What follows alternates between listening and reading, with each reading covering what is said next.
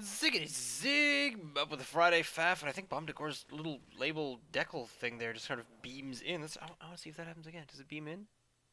Wow, that is pretty cool. I like that. Alright, so that's just a little additional animation that I had never noticed before. This is a game cited by Bomdagor between Bomdagor and Rom. Rom being the Zerg player down here on the bottom left of, oh, I don't know, Neo something district. I have no friggin' clue what goes on in most of these games. So, this is a game that is just labeled as close game versus Rom, I think, was just how it was described. Now, what you have here is a pretty thin ramp down to a natural expansion, and then sort of a pretty wide ramp after the expansion and destructible rocks. So if you take this expansion, chances are you'd want to.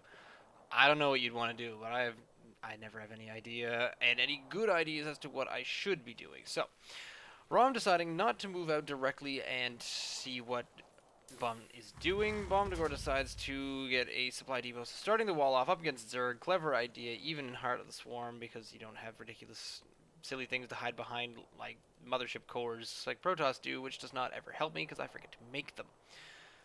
But we're not talking about my incapabilities at the moment. We're talking about the supposed incapability of me saying the word incapability. Booyah, there we go. But this particular little SCV is capable of making it all the way across the map, up the wide ramp, up the little tiny ramp. No, takes one little just sort of sideways veering away from there and decides to steal the expansion. Now, the fun thing with the expansion there is, just barely gets seen by this Overlord. The Overlord comes over to see what the hell is going on. This drone gets down here and decides to see what can be going. Oh, does he pinch? Nope, decides not to pinch, because sometimes you can actually take out the SCV that's building that so that it doesn't actually finish. And then, at this point, actually, Bomdagor decides not to continue working on it at all. And now he comes in for a full scan, sees that the spawning pool has only just started now at about 14, 15. I see, that's why, because he was going for a 14 hatch. Bomb did manage to thwart that, but then afterwards did not notice that Our Rom then SCVs took are this under attack. additional, or at least where you normally get your third. It's still separated by rocks, which Rom is probably going to want to take care of later. Bomdagor, meanwhile, back in his base, getting the refinery, getting in another engineering bay. So we're at 2 engineering bays right now. Fine, fair enough. Probably because that is going to lead up to planetary fortresses, which is Bomdagor's style. Now, the problem here is that Bomdagor has not made any additional supply depots. Oh, no, yeah. Any supply depots, just has that engineering bay on the way. Now, with this, Bomb can now cut that off, and so the scouting of Bomb's base by Rom is, I'm going to have to say, pretty limited.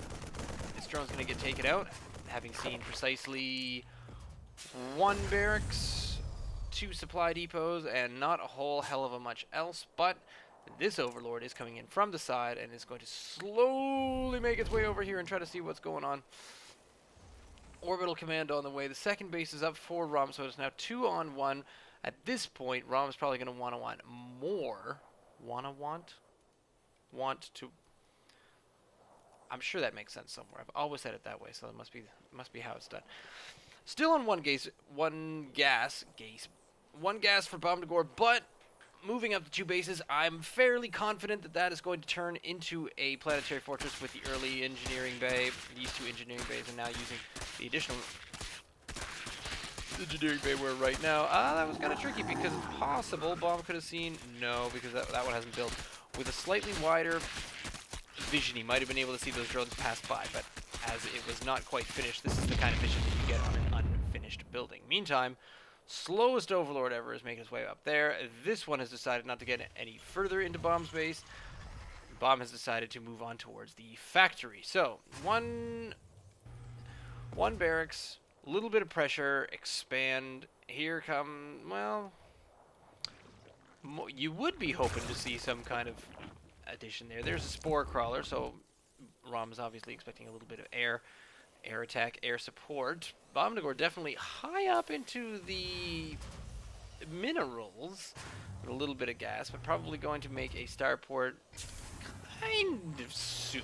You'd expect to want to have maybe a couple more barracks at this point, just to see what you could be doing. There is the planetary fortress on its way. Can I call him or can't I call him? When the engineering bay is that early, that's effectively what you want to start trying to do.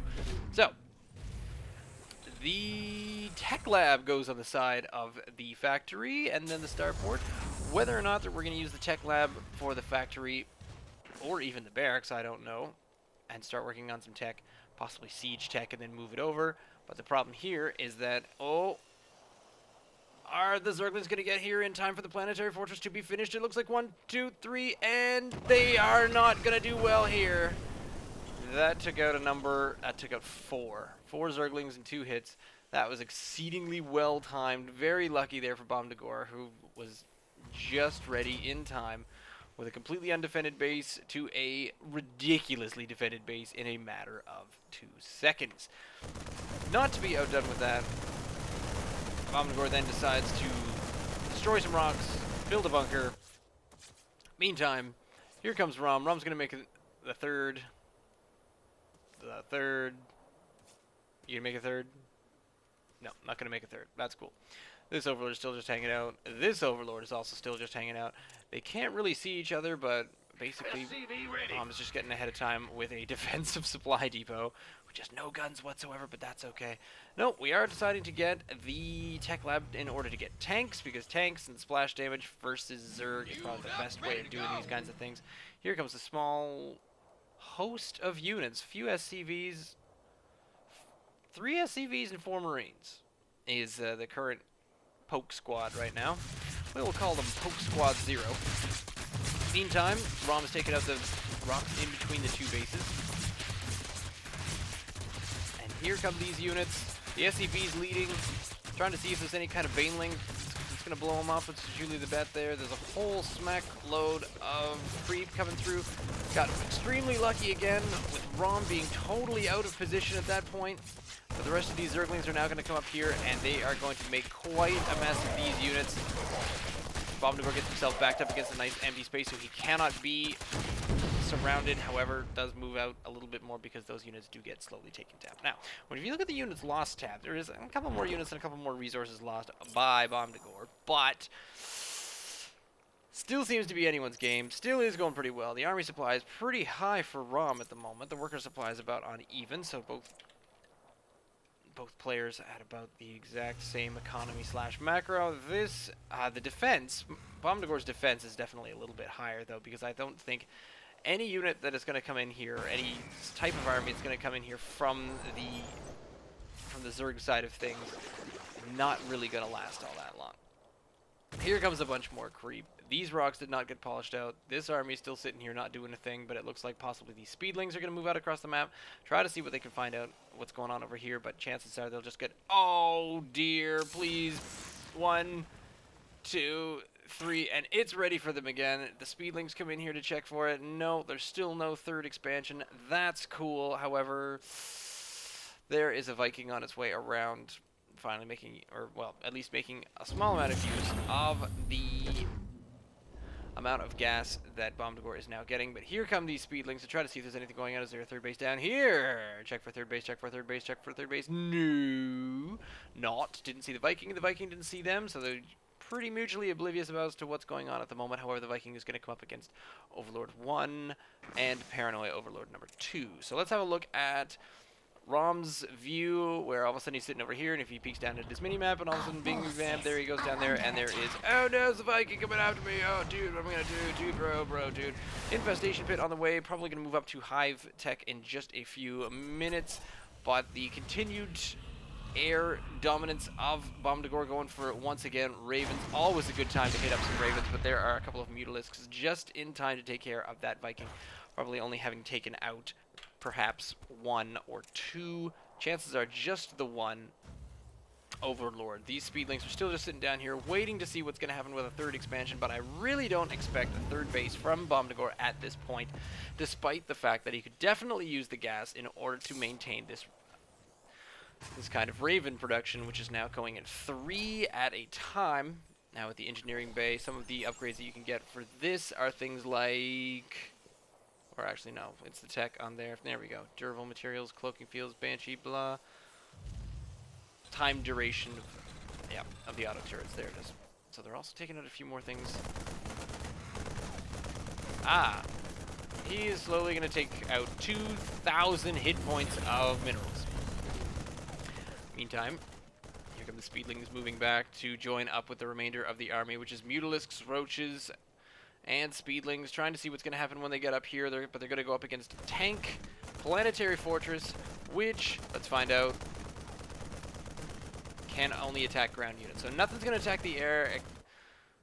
The tanks and the planetary fortresses are not going to attack the air, but the widow mines and the marines can attack the air. So at the moment, we do have a slight lead for worker and army supply for ROM. However, that's not quite going to make up for the overwhelming fact that it does feel like ROM is in a bit of a position of power. However, map awareness and map control almost goes to ROM just because of the fact that he is moving out without too much contrary movement, any kind of opposition from Bomdagor at the moment, where he's not trying to stop any kind of move out. One little sneaky Viking coming in along to the bottom here, but that just wasn't quite enough. Where these units are standing right here in the middle, and Bomdagor is not trying to move around the outside at all. But here comes the third and a fourth base. You got a macro command center going on at the same time, but a fourth base also happening for ROM, where it's just kind of miraculous, because if you look at this is all ROM can see. ROM knows there's a planetary fortress right there, and that's it. Has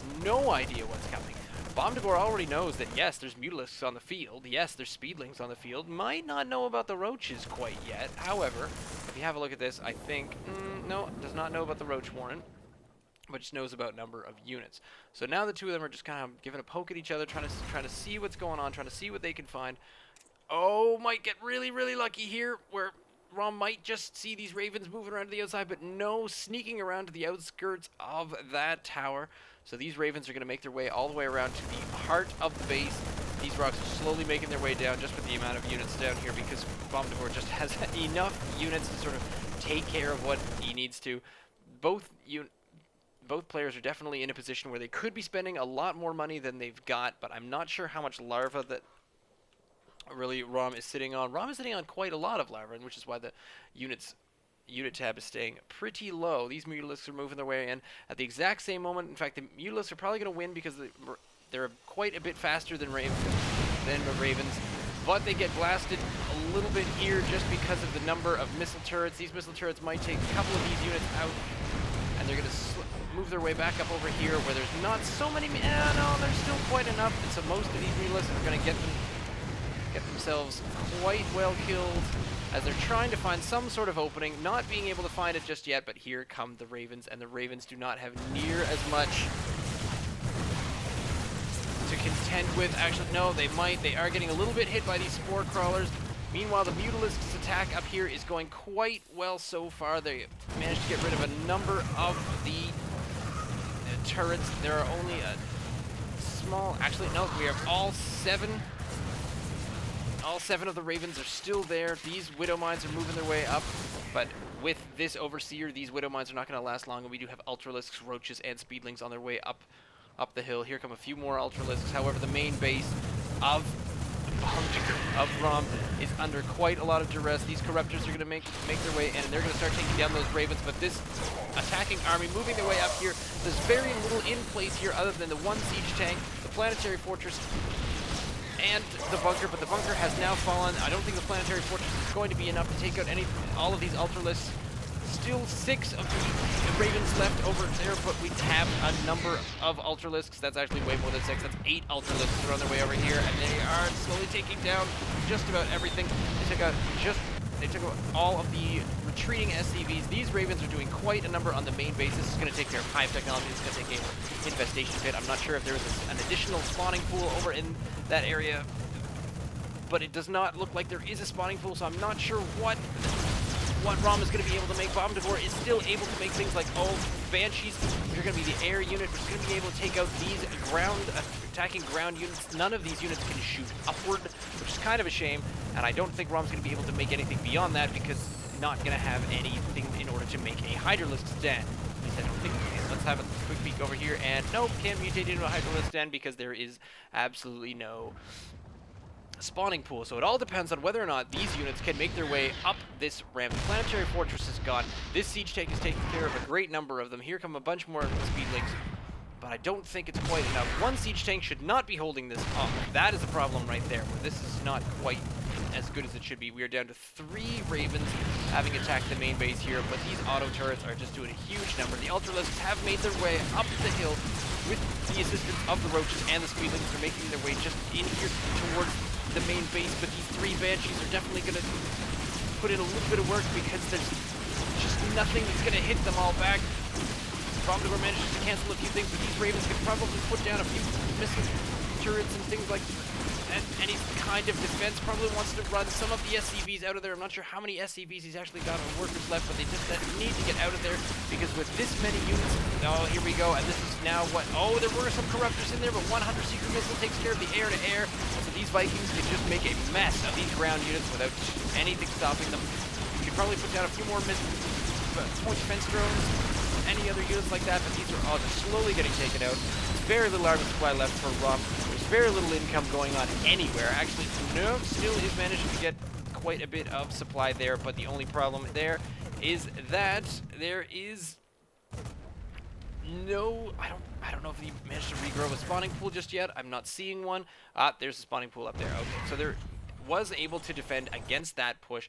Here come the remainder of the air units. The Ravens are moving down over to the northern side of ROM's base, but the Banshees are going to move down to the southern side of the base and try to see if they can find anything. And there they go. They do find something. They find a few Zerglings, and that takes care of a number of those.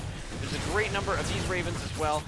They're probably going to try to meet up with these Ravens over here, which still have a small amount of energy, but these little auto turrets are going to take out, hopefully, this expansion just there. These Vikings are going to take down this expansion. This is trying to mutate into another layer, which is probably what they really need to do. These Banshees can probably move a little bit closer to actually get a little bit more of attack made just there. The remainder of ROM's base just seems to be in quite a bit of shambles. Still trying to make a few things, still trying to make a number of Spore Crawlers, but I don't think the Spore Crawlers are going to win this game. The only thing that will win this game at this moment is not to die to a bunch of Raven attacks like the Hunter Seeker missile or the auto turrets. These drones are just running anywhere, trying to take care of anything. I don't think we have it. No, we didn't manage to research cloaking back in Bomdagor's base, but killing larvae as fast as it can happen. The only problem there, the only thing that ROM can make currently is drones and possibly, I believe, no, because the spawning pool is gone. There was a spawning pool, was able to make a few more units, but now just trying to make a few drones, and these drones are probably going to turn into more Spore Crawlers, I bet you, because that is the only thing that's going to keep ROM in this game. ROM has a ridiculous amount of money, but it's just not making any additional hatcheries to really use that kind of thing. There is just nothing left going on. There's another spawning pool, so yay. Now ROM can, I don't know, make, let's have a look here. Zerglings. Zerglings and Overlords. Well done. Meantime, this one Zergling over here, this is, there it is. That's the counterattack by ROM, is this over here. There's another base, so we're up to just 2 hatcheries now. Meantime, the remaining Banshees and the remaining attacking units, most of them are slowly moving their way up here. Here the Banshees are slowly moving northward because ROM is under attack. capable of knowing where everything is and has seen where things have gone. The Ravens have found this base down here at the bottom, and they are managing to take care of most of these. However, the re-attacking drones and, yeah, this is hilarious because this is not going to be done by the time the planetary fortress spawns in, so that Zerg's days are numbered. It's going to have a long and fulfilling life before it actually does eventually die to the planetary fortress. But however, this is the final hatchery is happening right here, and he's just, Bomdagor is leaving the auto turrets to take care of that while he goes and tries to see what else he can explode. Because once that is down, then that is going to be the remainder of the buildings. Here are a few more Spore Crawlers, which will not have long to live because the problem there, this should turn into a hatchery in order to maintain that creep that's maintaining itself just here.